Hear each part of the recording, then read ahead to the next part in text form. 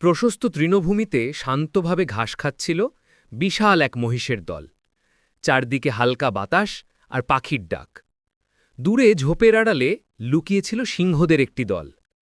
তারা ধীরে ধীরে মহিষদের দিকে তাকিয়ে শিকার করার সুযোগ খুঁজছিল।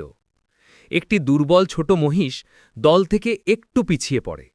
সিংহদের চোখে তখন শিকার পাওয়ার উত্তেজনা। সিংহরা নিচু হয়ে হামাগুড়ি দিয়ে কাছে আসে, বাতাসে টান টান উত্তেজনে ঝরিয়ে পড়ে।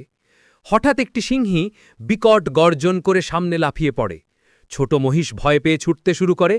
মহিষদের দল সতর্ক হয়ে যায়।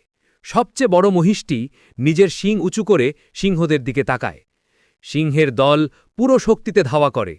ছোট মহিষটিকে ধরতে তাদের গতি বাড়তে থাকে। কিন্তু হঠাৎ মহিষদের দল ঘুরে দাঁড়ায়। তারা দলে দলে সিংহদের ঘিরে ফেলে।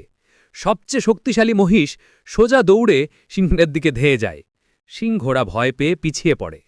মহিষদের সম্মিলিত শক্তি দেখে সিংহদের পরিকল্পনা ব্যর্থ হয়ে যায়। তারা দ্রুত পালিয়ে যায়। ছোট মহিষটিকে দল আবার তাদের মাঝে নিয়ে আসে।